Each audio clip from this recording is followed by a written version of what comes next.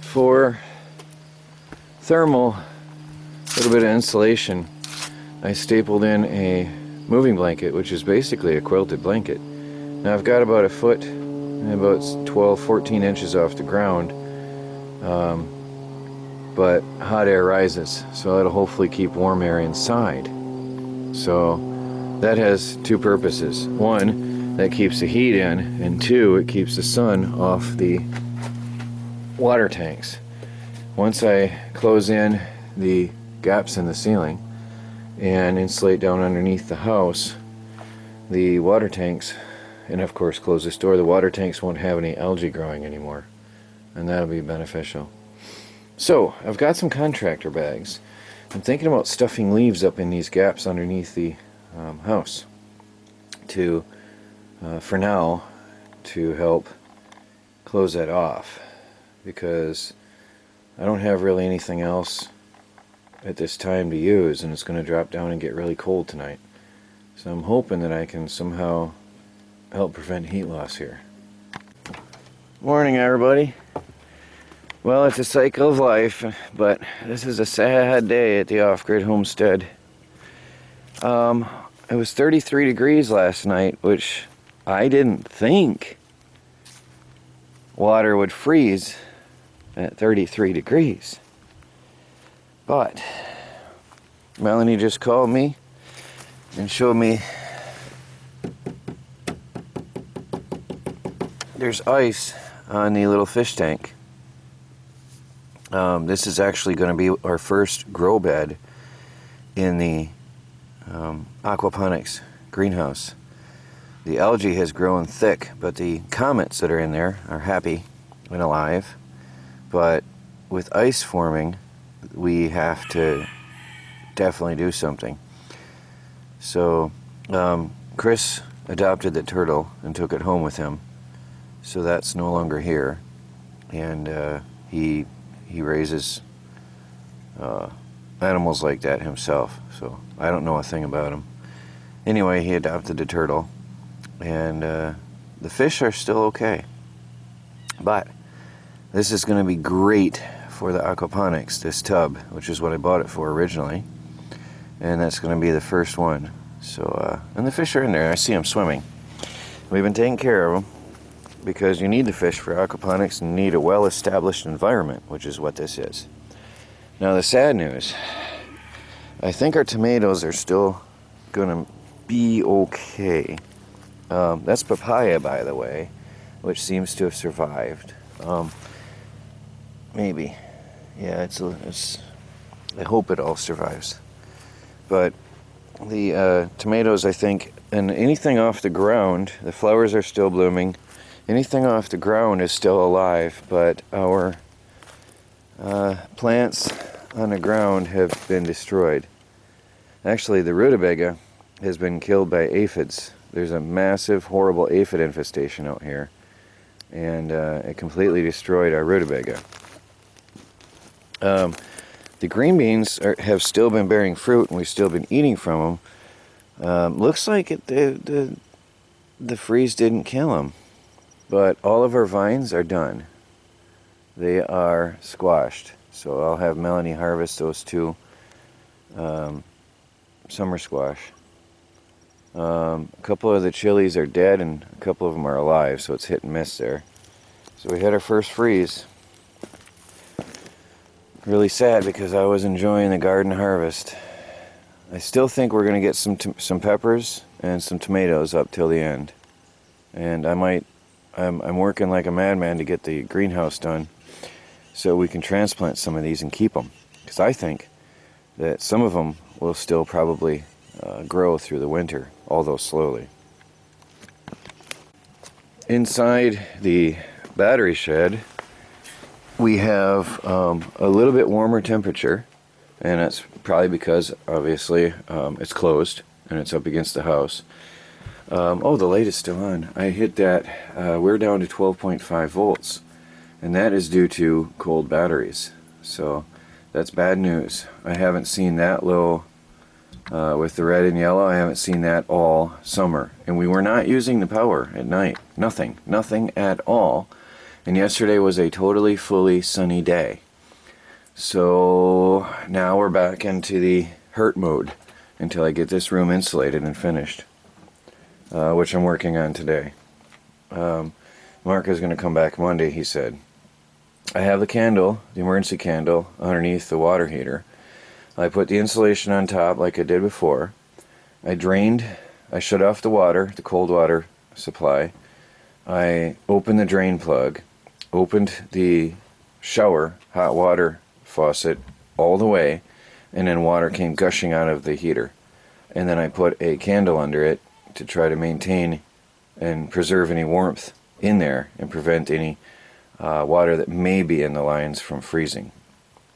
Now down here I'm going to continue today with stuffing bags underneath. I have a contractor bag full of leaves that I experimentally put together and stuffed under here, and I wanted to see how it fits, and I'm going to carry on with that today. They will attract mice, which is a problem, and I didn't want to put anything down here that mice could get, but I don't have the money for the thick foam right now. So that is what we're going to use. We're just going to use contractor bags full of leaves, and we'll just have to heavily poison for mice. It's just the way it is. Anyway, mice are terrible this time of year. Really, really, really bad. And then I'm still waiting. Payday, we'll get the foam insulation and do this as a vapor barrier. So I'm fortunately next week is going to warm up. Tonight is going to be really, really cold, colder than last night. So we're going to have a deep freeze, I'm sure. And then it's going to warm up for the night times for the week. So it'll give me some time till payday to wait and then do that. Morning, everybody. I'm looking at the ground because the tiny house is still in shade in the morning hours, and people were asking me why didn't I put the greenhouse in the meadow, for example, instead of over in the shade of the trees. These are the exact words I'm seeing. Well, I like to answer questions like that. The meadow is in shade in the morning hours when the day is the coldest. Right now it's still quite cold out, and the meadow is still in shade. Of course, that's going to change as I remove more trees with time. But now everything changes as you move. The sun now is straight in front of me over these trees, but when I'm over at the tiny house, that tree there is shading the house, and these couple here. So as I move, of course, everything changes. All the angles change. Now, I've been out here observing for a long time, but it's sad to see the death of my plants. I hope that recovers, because it really froze last night, which is a perfect example of what I'm about to show you. The greenhouse has early morning sunlight, full on, and that's when I need it the most, after the miserable cold night. And the early morning hours are the coldest hours, as many of you know. So just as the sun is rising. And we still have shade here and pretty much all across the rest of the meadow. So this is why I chose in the end this location where it is now. And this way it'll be heating up nicely at this time. And I think it's going to be great. Now I'm going to trim some branches around it. These I need to trim anyway because they're in the way and overhanging the meadow. And these just because they are, well, the same, overhanging the meadow. And a few of those trees are coming out eventually as well, which will give me later afternoon sunlight at this angle and on my solar panels at the house. So it has full south facing coverage. You'll see that it's at an angle to the meadow, and I chose that to be directly south and directly into the sun. So I think it's going to be good. Like I said, I spent months analyzing the sun and the rising and setting of the sun and the different angles before I decided where to put it. Because the greenhouse was going to be right around here, I was thinking. But for hours now, that greenhouse has been in sun over there. But over here, you can still see some shadows. So I think that I'm very pleased with that right there. I think I'm very much pleased with that. It's going to be nice and warm at this hour inside. Hi guys, doing a test burn of the stove. That's not smoke from the wood that you see. That's why it's better to burn a stove outdoors the first time ever. That is smoke off the stove. That's all the oils and all the shipping filth burning off that stove. See? Although, yeah, no, that's not, I thought that was exhaust leak, but that's some gunk burning up in there. It's boiling. Actually, that's the mouse feces. The mice had really did a job on that. The oils were burning off when I grabbed the camera, and it's slowing down now. Now, I'm doing a test burn outdoors to see if I can control this thing. How well I can control the wood fire, the speed of combustion inside. Looks like it's burning pretty well. It's not a sealed chamber by any means, because there's no gaskets around that door, although I could very easily make that happen. Also, there's another door, where is it, on the back side, which is sealed a little bit tighter than the one in the front. So yeah, that one is much tighter. So I will have to see about what it would take to seal those doors, and then I'll have to put a screw or something on this, or a knob. That is a something you can open and close, I think, to look in on the fire. Or I'm not sure if that's to look in on the fire because it's under the burn chamber, or to control the burn speed. Because if I open that, oh, now that it's hot, it might jam open a little. It should speed up the combustion. Yeah, I can hear it kick in. Yeah. So I think this is how I'm going to control the speed of the burning. You can see it's starting to smoke more. It's getting hotter. If you look on the side here, I think it shows on the camera, you can see the heat rolling off that thing. And I'll close it, and it'll slow the combustion back down. So you can vary the speed of the combustion in this to some extent. People are warning me, yes, it's going to be a very, very hot stove. And that's a given. The one, a wood stove is going to be hot anyway, but so I'm playing around with this outside the shed before we even cut any holes in the roof to see if this is the one I want to use for sure in there or not. I've got it damped down. You can see a little bit of black smoke. I'll open the door and get that crooked in there a little if I can. If I can prop that open, it'll burn faster and it'll start to burn hotter. There we go. Now that'll come clean in a minute here. See, it's burning black. Now it's going to start burning clean and pure once that gets hot. That's smoke will go away. It's burning black because I had it damped down.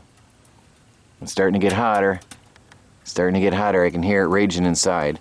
You can see the heat pumping off the sides of this thing. So I'll experiment with it throughout the day today, on and off here, and see, and also burn off the filth, and see how well this will work for me inside the shed. But I'm thinking I just got to heat up that shed and use the water tanks as a heat mass to keep it warm in there all night. Hi guys, I just filled this up totally with pieces of wood, and I'm going to put the lid back on, and we're going to let this burn a while outside and see how long that burns. Because my thoughts are,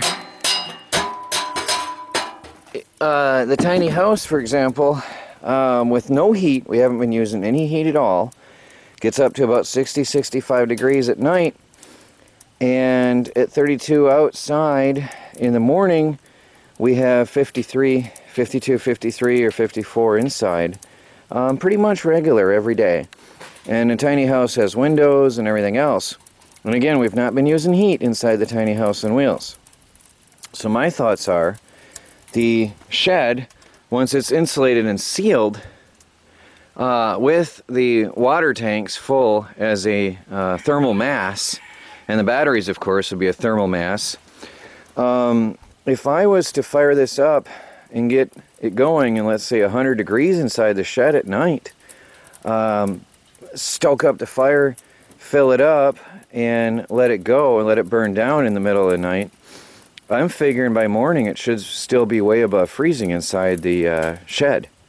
So I'm actually going to get a thermometer, one of those weather stations that I can have the remote sending unit in the shed, and then the thermometer inside the tiny house, so I can watch it and monitor it. So I just filled that up. There's a little bit of black smoke, but I also put, it's green wood, so there's going to be some black. That's green wood I just put in there, so that's to be expected. Now that is burning hot. That's burning very hot, so it's going to pump some serious heat into the shed if this is the stove I decide to keep and use for the project, for that job. So now, as far as shielding the walls, don't forget, I do have two of these standoffs, and I have some steel. I could insulate this and shield it safely with no problems and no danger. I would actually have to go up with shielding along the pipe as well, because the pipe is really, really, really hot. And I'm going to have to get an adapter for the ceiling where it goes through so I don't burn the rafters or heat that. But that's a given anyway, no matter what I put in here. So, well, there's some smoke coming in. That means heat. Smoke equals heat. I don't mind that. So we'll see how it goes here.